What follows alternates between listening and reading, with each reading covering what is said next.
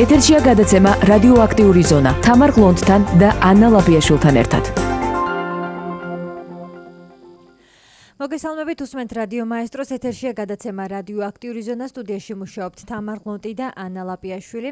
გადაცემაში ტრადიციულად ჯერ ვისაუბრებთ იმ საკითხებზე, რომლებმაც დღეს მედიის ყურადღება დაიმსახურეს, უпростоრად ხოლო რამდენიმე წუთში შემოგვერთდებიან უკვე ჩვენი სტუმრები, რომლებთან ერთადაც გადაცემის თემებზე გავაგრძელებთ საუბარს.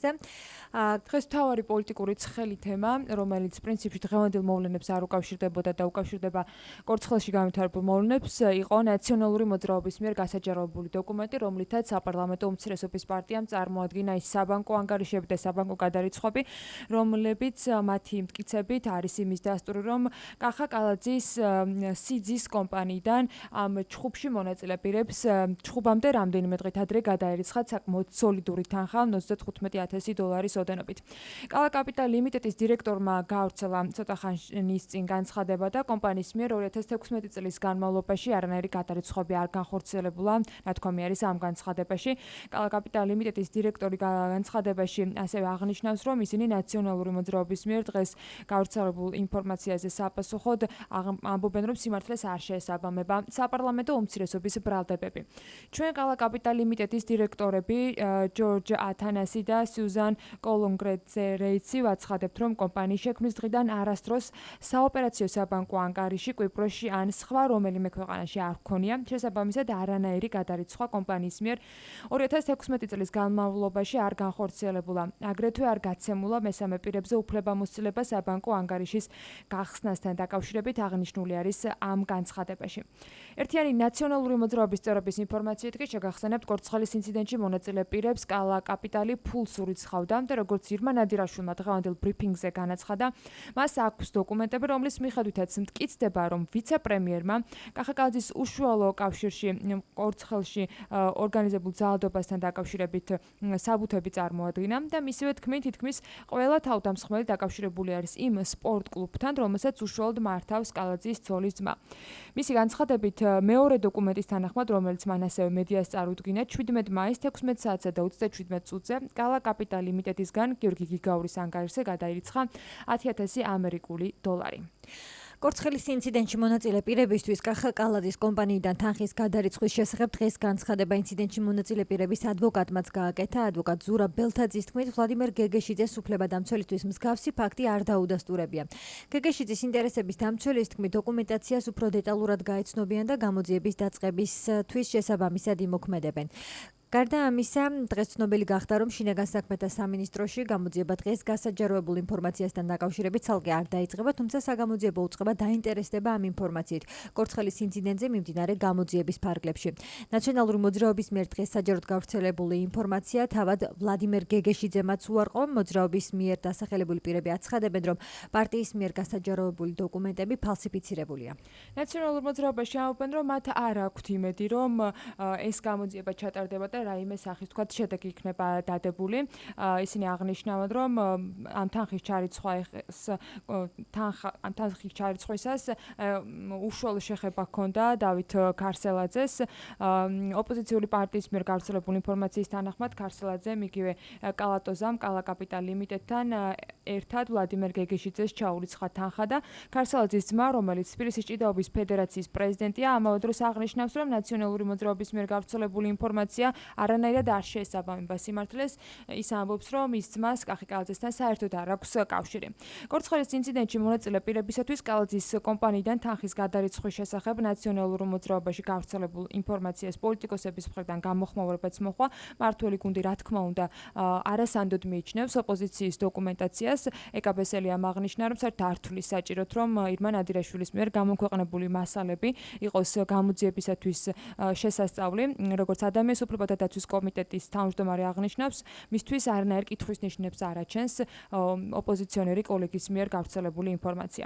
ამასთან დაკავშირებით უმრავლესობის კიდევ ერთმა წევრმა ელისო ჩაფიძემ გააკეთა კომენტარი, რომელმაც აღნიშნა, რომ რა თქმა უნდა ეს საკითხი უნდა იყოს ისე გამოძიებული, რომ კითხვის ნიშნები არ ჩნდებოდეს. ანი მიროტაძის პოზიციაც მსგავსი იყო. ის აღნიშნავდა, რომ თუ კი ხდება ძალადობისათვის ფულის გადახდა, მით უმეტეს პოლიტიკური ანგარიშწორებისათვის, ეს არის ძალიან მნიშვნელოვანი დარღვევა დარღვევა და შესაბამისად დეპუტატების ნაწილს მაინც აქვთ ის პოზიცია, რომ აუცილებლად ყველა კითხვის ნიშანი, რომელიც ამ საქმესთან დაკავშირებით არსებობს, უნდა იყოს გაბათილებული და უბრალოდ ამ თემაზე საერთოდ არ უნდა არსებობდეს კითხვის ნიშანი და შესაბამისად გამოძიება უნდა დაადასტუროს.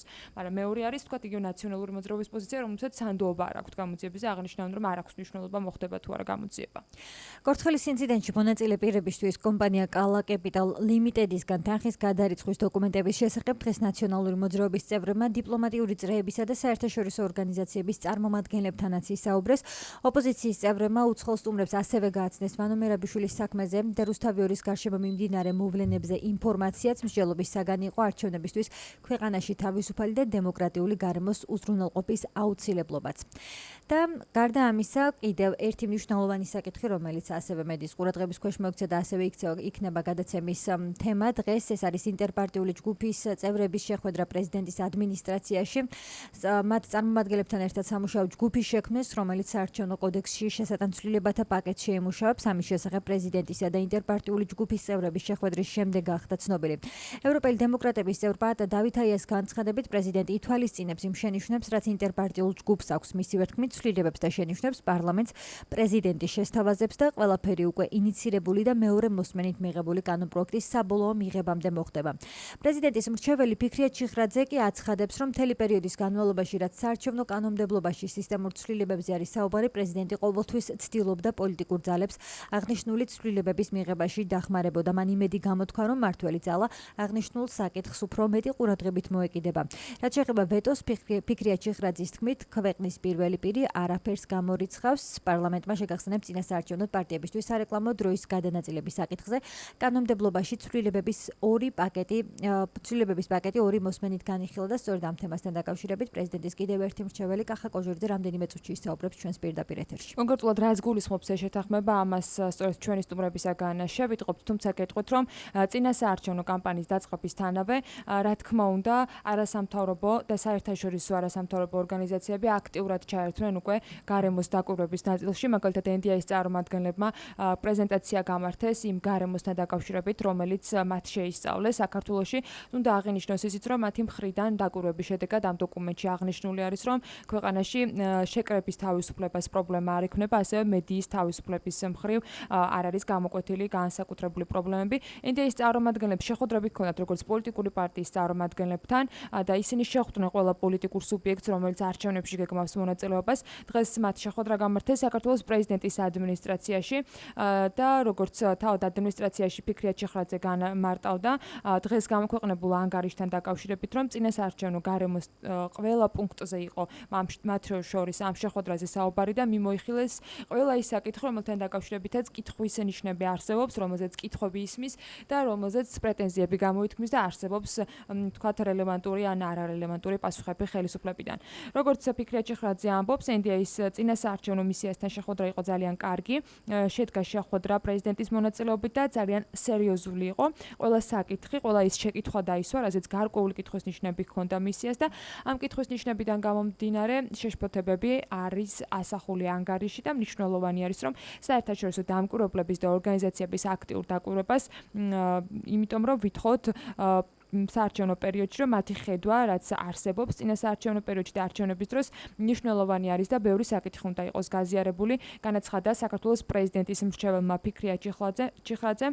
ამ საკითხებთან დაკავშირებით დელეგაციის წარმომადგენლობამ, როგორც უკვე გითხარით, საკმაოდ ვრცელი ანგარიში გამოქვეყნეს. 25 გვერდიან ანგარიში აღნიშნული არის, რომ ფუნდამენტური თავისუფლებები, როგორც არის გამოხატვის, შეკრების, მანიფესტაციის თავისუფლება, დიდწილად არის დაცული, მათ შორის მედია გარემო რეგიონში ყველაზე თავისუფალი და მრავალფეროვანია. კიდევ რაც შეეხება ამ ანგარიშს, სწორედ თავის დოკუმენტში NDI რამდენიმე თემას ეხება, მათ შორის ისეთებს, რომლებიც საქართველოში წინასაარჩევნო გარემოს განსაზღვრავს. ამერიკული ორგანიზაცია კონკრეტულ რეკომენდაციებზეც საუბრობს. ანგარიში ნათქვამია, რომ NDI-ის წინასაარჩევნო დელეგაციის ყველა შეხვედრაზე ძალადობა და დაშინება ყველაზე მნიშვნელოვან საკითხად დასახელდა. როგორც დელეგაციის წევრებმა აღნიშნეს, წინასაარჩევნო კამპანიის ამ ადრეულ ეტაპზე ეს ბრალდებები ეფუძნება როგორც წარსული მოვლენებით განპირობებულ შიშებს, ასევე კონკრეტულ ფაქტებს. თუმცა, საარჩევნო პერიოდში მსგავსი საფრთხის აღქმას ან მოლოდინსაც კი შეუძლია საარჩევნო პროცესზე საზიანო გავლენა მოახდინოს. ამერიკის ეროვნულ-დემოკრატიული ინსტიტუტი საქართველოს შესახებ, როგორც გითხარით, უკვე დოკუმენტს აქვეყნებს, წინასაარჩევნო ანგარიში იმედია გარემოსაც ეხება. საუბარი ამერიკის შეერთებული შტატების წარმომადგენლობითი პალატა, უпроსტად პალატის ყოფილი წევრი ამბობს, რომ არჩევნების სანდოობა ბევრად უფრო მაღალი იქნება, თუ სასამართლო პოლიტიკური გავლენისგან იქნება თავისუფალი.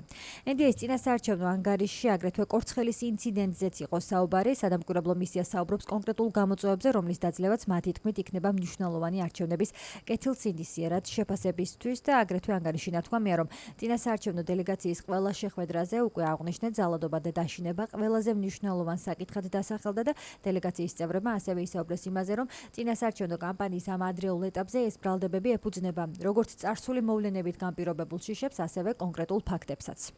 NDA-ის ანგარიში ასევე ასახული არის ის გარემოება, რომელიც საქართველოს საგარეო პოლიტიკური მიმართულებით არის. ამ საკითხებზე გავაგრძელებთ უკვე ჩვენ სტუმართან საუბარს, იმ ძირითად აქცენტებზე, რომელიც წინასაარჩევნო გარემოსთან დაკავშირებით ეროვნულ დემოკრატიული ინსტიტუტის მხრიდან იქნა ხაზგასმული. კახა კოჟორიძე, საქართველოს პრეზიდენტის მრჩეველი ადამიანის უფლებებისა და მართლმსაჯულების სფეროში არის ჩვენი სტუმარი. მოგესალმებით ბატონ კახა, მადლობა იმისთვის, რომ პასუხობთ ჩვენ შეკითხვებს და საუბრის დასაწყისში მინდა გითხოთ იმ შეხვედრასთან დაკავშირებით, რომელიც NDA-ის წარმომადგენლებთან გაიმართა და რომლებაც ის ანგარიში გააცნეს პრეზიდენტს, რომელიც მათი დაკვირვების შედეგი არის. რა იყო ის ძირითადი პრობლემატური საკითხები, რომელიც სტუმრების მხრიდან იქნა გამოთქმული და როგორი არის პრეზიდენტის ადმინისტრაციის პოზიცია, რამდენად არის ეს თქვათ მართვადი და პოლიტიკურად გამოხატული ნება იმის, რომ ის თუნდაც ხარვეზები, რომელიც არსებობს, შესაბამისად აღიკვეთოს. მოგესალმებით, თქვენს მსმენელს. თქვენ მეკითხებით დღევანდელ შეხვედრასთან დაკავშირებით, თუ რომელ შეხვედრას გულისხმობთ, რომ დავაზუსტოთ? NDA-ის წარმომადგენლებთან შეხვედრა. დასაწყისში სწორედ ამ თემასთან დაკავშირებით მინდა რომ გითხოთ NDA-ის წარმომადგენლებთან შეხვედრას და ანგარიშის იმ ნაწილზე, რომელშიც აღნიშნული არის წინასაარჩევნო გარემოსთან დაკავშირებული თქვათ პრობლემები და ის დადებითი მხარეები, რომელიც მათ ქვეყანაში ამ შესწავლის შედეგად ჩამოყალიბეს. გითხრათ, რომ NDA-ის წარმომადგენლებთან შეხვედრაზე არ იყო ანგარიშის დეტალებზე საუბარი, მათ პრეზიდენტისგან აინტერესებდათ ზოგადი პოზიცია წინასაარჩევნო გარემოსთან დაკავშირებით, რა მნიშვნელოვან გამოწვევებს ხედავს არსებულ სიტუაციაში პრეზიდენტი, რა არის ჩვენი მთავარი ფოკუსი და ასე შემდეგ. ეს შეხვედრა რამდენიმე დღის წინ შედგა NDA-ის წარმომადგენლებთან დაკავშირებით, სადაც პრეზიდენტმა დააფიქსირა თავისი პოზიცია წინასაარჩევნო გარემოსთან დაკავშირებით, რომ რა მნიშვნელობა აქვს არჩევნების მშვიდ სამართლიან ვითარებაში ჩატარებას ყველა პოლიტიკური პარტიისთვის თანაბარი სიძულვილობის მიცემას, რა მნიშვნელობა აქვს იმას, რომ რაც შეიძლება მეტმა საქართველოს მოქალაქემ მიიღოს მონაწილეობა არჩევნებში და საქართველოს პრეზიდენტის ხედვით ერთ-ერთი მთავარი გამოწვევა და პრობლემა, რაც ჩვენს წინაშე დგას მიმდინარე არჩევნებთან დაკავშირებით, გახლავთ სწორედ ის, რომ ბოლო გამოკითხვების თანახმად ამომრჩევლები საკმაოდ როგორც ამ გამოკითხვები აჩვენებს, საკმაოდ დაბალი პროცენტულობა აპირებს არჩევნებში მონაწილეობას. ჩვენ იმედი გვაქვს, რომ ეს მონაცემი შეიცვლება და საქართველოს მოქალაქეები აქტიურად მიიღებენ მონაწილეობას არჩევნებში. საქართველოს პრეზიდენტი, მისი ადმინისტრაცია გეგმავს გარკვეულ ღონისძიებებს ამ მიმართულებით, რომ მოქალაქეთა ჩართულობა არჩევნებში იყოს მაქსიმალური, რამე თუ ეს არის უმნიშვნელოვანესი სახელმწიფოებრივი საკითხი, უმნიშვნელოვანესი სახელმწიფოებრივი თემა და ეს არჩევნები განსაზღვრავს სწორედ იმას, მომდევნო 4 წლის განმავლობაში ჩვენ როგორი პარლამენტი და როგორი მთავრობა გვეყოლება, შესაბამისად ეს არის უმნიშვნელოვანესი თემა არჩევნები. ბატონ კახა, ამ მრჩეველს რა შეიძლება უთხრას პრეზიდენტის ადმინისტრაციამ საარჩევნო კოდექსთან და საარჩევნო სისტემასთან დაკავშირებით? დღეს სწორედ იმ ინტერპარტიული ჯგუფის წარმომადგენლებთან შეხვედრის თემაზე მინდა რომ ახლა გადავიდეთ. როდესაც პოლიტიკური პარტიები აცხადებენ, რომ მაინც არ არის გარემო ისეთი, რომ ყველას კონდეს, თქვათ, რეალურად ხმები აისახებოდეს ისე, როგორც თქვათ, ამ მრჩევლის ნება იქნება. რა ჩამოყალიბდა დღევანდელი შეხვედრის შედეგად ამ სამუშაო ჯგუფის წარმომადგენლების თქვათ შეთანხმების შედეგად? რა იქნება ის საკითხები, რომელიც ჯერ კიდევ შეიძლება რომ მოესწროს სანამ თქვათ საქართველოს პარლამენტი მუშაობს? დიახ, მოგახსენებთ, დღეს შეხვედრა იყო არასაპარლამენტო ოპოზიციასთან. ზოგადად საქართველოს პრეზიდენტის პოზიცია საზოგადოებისთვის, ჩვენი მოქალაქეებისთვის ჯერ კიდევ ძელდად ნახევრის წინ იყო ცნობილი და უფრო ადრეც მისი დამოკიდებულება საარჩევნო სისტემასთან დაკავშირებით, სადაც მაშინ ჩვენ პრეზიდენტის ეგიდით ჩავატარეთ არაერთი შეხვედრა და ღონისძიება და კონფერენცია, სადაც პრეზიდენტმა ხაზი გაუსვა იმ კონსენსუსის მნიშვნელობას, რაც მაშინ მიღწეული იყო საარჩევნო სისტემასთან დაკავშირებით. დღესაც აღნიშნა პრეზიდენტმა სამწუხარო რეალობა, რომ ვერ მოხერხდა ამ კონსენსუსის ასახვა ჩვენს კანონმდებლობაში და კონსტიტუციაში, რათა ჩვენ მიგვეღო უფრო სამართლიანი საარჩევნო სისტემა საქართველოს კონსტიტუციაში ნამდვილად იყო შესაძლებელი ასეთი ცვლილების განხორციელება და როგორც თქვენ გახსოვთ, მინდა შევახსენოთ ჩვენს მსმენელსაც, რომ პრაქტიკულად ყველა პოლიტიკურ ძალას შორის არსებობდა შეთანხმება საარჩევნო სისტემის შეცვლასთან დაკავშირებით, ყველა პოლიტიკურ ძალასთან, როგორც საპარლამენტო, ასევე არასაპარლამენტო ოპოზიცია და ხელისუფლებაც იყო ეს პოზიციაზე, რომ უნდა შეცვლილიყო საარჩევნო სისტემა. განსხვავება იყო მხოლოდ იმაში, როდის უნდა მომხდარიყო ეს 2016 წლის არჩევნებისთვის თუ 4 წლის მერე 2020 წლის არჩევნებისთვის. ცხადია, პრეზიდენტის პოზიცია იყო ისო, თუ ყველა თანხმდებით, რომ რაღაცა მოდელი არის კარგი, მაშინ რატო გადავდოთ დროში, რატო გადავავადოთ დროში ის, რაც კარგია და რაც მიგვეჩნია, რომ სახელმწიფოებრივად სწორია. სამწუხაროდ კოალიცია პრინციპში განმარტება იმასთან დაკავშირებით, ჩვენი პოლიტიკური კონსენსუსი ახლავე ამოქმედებულიყო და შესაბამისად ეს ვერსია ჩავარდა, ეხლა მიდის საუბარი გერმანულ მოდელზე, როგორც მოგიხსენებათ. თუმცა ამ საკითხებზე დღეზე განხილვა არ ყოფილა დღევანდელ შეხვედრის მთავარი ფოკუსი იყო ის მოთხოვნები, რაც არასაპარლამენტო ოპოზიციას გააჩნია, გულისხმობ დამოკიდებულებას უფასო სარეკლამო დროის განაწილებასთან დაკავშირებით, მათ აქვს თავიანთი ხედვა ამასთან მიმართებაში, რომ არასაპარლამენტო ოპოზიციასაც მათაც ვისაც აქვს უფრო ნაკლები ხმა, ვიდრე არის 3% დაუშვათ, უნდა ჰქონდეს უფასო სარეკლამო დროით სარგებლობის შესაძლებლობა და ასევე იყო მათი პოზიცია საარჩევნო ნომერთან დაკავშირებით. ეს იყო ის ძირითადი საკითხები, რაზეც დღეს პრეზიდენტის ადმინისტრაციის პოზიცია ამ თემებზე.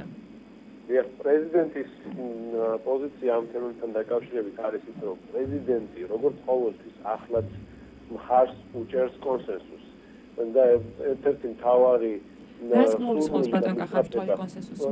ბატონო? კონსენსუსი რას გულისხმობს? როდესაც ითხოვენ დროს ან უნდა გქონდეთ ის დრო, ან არ უნდა გქონდეთ? დიახ, მოგეხსენებთ, ყველა პოლიტიკურ ძალას მიუხედავად იმისა, ხელისუფლებაში, პარლამენტში თუ პარლამენტის მიღმა ოპოზიციაში აქვს თავისი კონკრეტული ხედვა, კონკრეტული საკითხი. ეს ხედვები განსხვავებულია.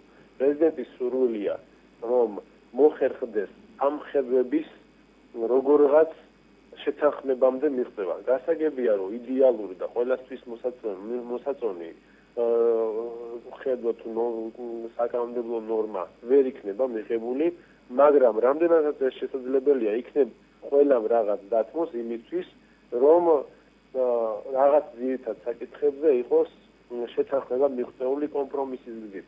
სწორედ ამ მიმართულებით ჩვენ გადავწყვიტეთ, რომ შევიმუშავოთ, გავაკეთოთ კიდე სამუშაო შეხვედრები, სადაც უფრო დეტალური განხილვა იქნება ამ კონკრეტული ხედვების, იქნება მოხერხდეს კონკრეტულ შეთანხმების მიღწევა და მათ შორის საპარლამენტო ძალებსაც შეეთავაზოთ ეს კონსენსუსი და შემდეგ მოხერხდეს შეთანხმების მიღწევა. ეს არის პრეზიდენტის სურვილი და იმედია, რომ ეს შეთანხმება ამ კონკრეტულ შემთხვევაში მიღწევადი იქნება.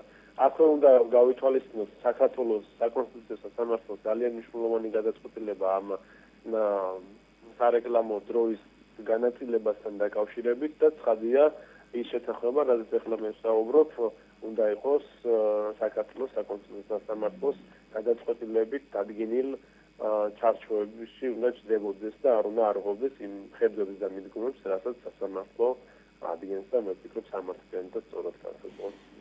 ბატონო კახა, დღეს მედიაში გავრცელებული ინფორმაციის თანახმად სამუშაო ჯგუფი შეიქმნა ინტერპარტიული ჯგუფის და პრეზიდენტის ადმინისტრაციაში ხომ არ იმუშავებთ კიდე სხვა საკითხებზე წინასაარჩევნოდ, მით უმეტეს რომ ბევრი ისეთი საკითხია, რაც იგივე ოპოზიციაში არასამთავრობო სექტორში შენიშვნებს და კრიტიკას იმსახურებს, იგივე კანონმდებლობის გამკაცრებასთან დაკავშირებით, როდესაც პოლიციელებს უფლება ექნებათ და უпростоრად მივიდნენ და იყვნენ საარჩევნო უბნებთან იქ მყოფი და იქ მომსახურე პერსონალის თანხმობის გარეშე. რასთან დაკავშირებითაც ძირითადი არგუმენტი ხელისუფლების მხრიდან იყო კორცხელის ინციდენტი. დიახ, ამ კონკრეტულ შემთხვევაში მაგ საკითხების განხილვა არ ყოფილა გადაწყვეტა, რომ ეს სამუშაო ჯგუფი ასევე სხვა თემებზე იმუშავებს, თუმცა ცხადია თუ არ საჭიროება იქნება პრეზიდენტისგან, მისი ადმინისტრაციისგან ყოველთვის არის მზაობა იმისა, რომ ნებისმიერ მნიშვნელოვან საკითხზე, რომელიც აწუხებს ჩვენს პოლიტიკურ სპექტრს თუ არასამთავრობო ორგანიზაციას, ჩვენ ყოველთვის მზად ვართ და თქვენ იცით, რომ არაერთი შეხვედრა გამართულა და ცხადია ყოველთვის მზად ვართ, რომ ასეთი შეხვედრები მომავალშიც გაიმართოს, მით უმეტეს იმ ვითარებაში, წინა საარჩევნო პერიოდში, რასაც ახლა ჩვენ შევდივართ, ეს სიტუაცია კიდევ უფრო ასე ვთქვათ გახურდება და შესაბამისად ჩვენ მზად ვართ სრული დატვირთვით ვიმუშაოთ იმისთვის, რომ ყველა პოლიტიკურ პარტიას შეუწყოთ ხელი, მიიღოს მონაწილეობა არჩევნებში სამართლიან გარემოში და რაც მთავარია, საერთაშორისო სამართლებრივ ჩვენს მოქალაქეებს ჰქონდეთ შესაძლებლობა, რომ ინფორმირებული არჩევანი გააკეთონ და ეს არჩევანი არ იყოს თეთრსა და შავს შორის, არამედ სწორედ პოლიტიკური პარტიების პროგრამებზე დაყრდნობით და პროგრამების კარგად გაცნობის საშუალება უნდა მიეცეს სამორჩეულს, მათ გააკეთონ ინფორმირებული არჩევანი ოქტომბერში. თუმცა არსებობს თუ არა ჩამოყალიბებული პოზიცია კანონის გამკაცრებასთან დაკავშირებით პრეზიდენტის ადმინისტრაციაში ამახვილებთ თუ არა ყურადღებას კონკრეტულ საფრთხეებზე თუ პირიქით ეს შეიძლება თქვენ გულისხმობთ სიცხლის სამართლის კოდექსში რო იგი მონაწილეებს შეტანა?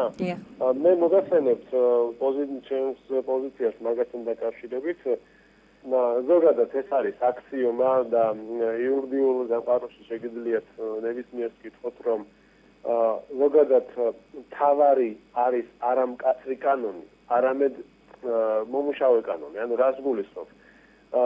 დამნაშავეს ის კი არ აშინებს კანონში 4 წელი ეწერება თუ 10 წელი, არამედ ის იმუშავებს თუ არა კანონი რეალობაში. და სანქციას ისეთი დიდი მნიშვნელობა არ აქვს, რამდენად კანონის მუშაობას. ამით რისი თქმა მინდა. დღევანდელ სიცხლის სამართლის კოდექსში თავსახად მინდა ვთქვა, რომ არის არაერთი მუხლი, რომელიც იძლევა ძალადობაში მონაწილე, მიუხედავად ეს საარჩევნო იქნება თუ არა საარჩევნო, ძალადობაში მონაწილე ადამიანების სიცხლის სამართლებრივი პასუხისმგებლობის დაყენების საკითხს. მათ შორის საკმაოდ მკაცრი სანქციებია რიგ შემთხვევაში ასეთ ძალადობასთან დაკავშირებით, თავისუფლების აღკვეთასაც ითვალისწინებს არსებული მუხლები და ჩემი ხედვით ამ კონკრეტულ შემთხვევაში თავარი პრობლემა არ დგას კანონის გამკაცრებაში. მთავარი პრობლემა დგას კანონის ეფექტურად გამოყენებაში. კარგია, რომ სამართალდამცავ ორგანოებმა რამდენიმე პირი მისცეს პასუხისგებაში, დაველოდოთ ეს პასუხისგებაში მიცემა რამდენად ეფექტური იქნება, რამდენად დროული იქნება სასამართლოს რეაგირება ამ საკითხზე, იმიტომ რომ რას მინდა თქვენი ყურადღება მივაქციო, რომ თუ სასამართლოს გადაწყვეტილება გამოტანილი იქნება არჩევნების დასრულების შემდეგ, ამას არ ექნება ის ეფექტი, რაც უნდა ჰქონდეს სამართლებრივ პროცედურებს ამ საკითხთან დაკავშირებით. იმიტომ რომ გამოძიება სამართლებრივი პროცედურები ამ შემთხვევაში ამის თავარი მიზანი მაინდამაინც ის კი არ არის, რომ ვიღაცა რამდენიმე წლის ციხეში წავიდეს, ეს არ არის თავარი მიზანი. თავარი მიზანი იმასთან ერთად, რომ კონკრეტულ სამართლებრივი კანონით დადგენილ ჩარჩოებში პასუხისმგება დაეკისროს, არის ასევე მიზანი ის, რომ პრევენცია მოხდეს და ყველა სხვა პოტენციურმა დამნაშავემ, ვისაც გაუჩნდება სრული მსგავსი უფრო მძიმე თუ ნაკლებად მძიმე დარღვევის, იცოდეს, რომ სამართალდამცავი სისტემა მომართულია ამ ტიპის დარღვევებზე ეფექტური პასუხის გასაცემად. ამიტომ ასეთ რეაგირებას ექნება პრევენციული მნიშვნელობა და პრევენცია რო ეფექტურად განხორციელდეს, ეს უნდა იყოს დროული. რა კონკრეტულ საფრთხეებს ქმნის პოლიციელების საარჩევნო უბნებთან ყოფნის საშუალება უფრო მეტად, ვიდრე აქამდე ჰქონდეთ? მე თქვენ რას გულისხმობთ, ან პოლიციელებს ნაწილი აღნიშნავს, რომ იმ შემთხვევაში თუ სამართალდამცავი სტრუქტურების წარმომადგენლები იქნებიან საარჩევნო უბანზე, ეს შესაძლოა აღიქვას როგორც ზეწოლის მცდელობა, მათ შორის სამართალდამცავების მხრიდან, მით უმეტეს ამ ქართულ საარჩევნო რეალობას თუ გავითვალისწინებთ ადმინისტრაციული რესურსის გამოყენებაზე და სწორედ ამ ნაწილში ხელისუფლების გარკვეულ ბერკეტებზე ხშირად იყო ხოლმე საუბარი და სწორედ ამ მიმართულებით არის ძირითადი აქცენტი, რომ ეს იქნება დაშინების მექანიზმი. მაგალითად დაფიქრება ღირს მე ვერ ვიტყვი იმას, რომ პოლიციის ყოფნა საარჩევნო უბანზე მაინდამაინც ასე იქნება აღქმული, თუმცა შეიძლება კონკრეტული ამორჩევლის თვალში ესეთი ხედვაც დაფიქრდეს, არ გამოვიწყავ ამას. პირადად უნდა ასეთი დამოკიდებულება არ მაქვს, ალბათ ბევრ მოქალაქეს ასეთი დამოკიდებულება არ ექნება, მაგრამ თუ არის ამორჩეულთა და იქნება ამორჩეულთა ნაწილი, რომელსაც ასეთი დამოკიდებულება ექნება, ვარაუდობ, ყველაფერი უნდა გაკეთდეს იმისთვის, რომ ეს დამოკიდებულება არ არსებობდეს. ზოგადად, რა თქმა უნდა, სამართალდამცავი ორგანოების წარმომადგენლების ყოფნა, შეიარაღებული ადამიანების ყოფნა, მით უმეტეს საარჩევნო უბნების მიმდებარე ტერიტორიაზე არ არის ზოგადად სასურველი და მე ვფიქრობ, სამართალდამცავი ორგანოები ყოველ საჭიროების შემთხვევაში უნდა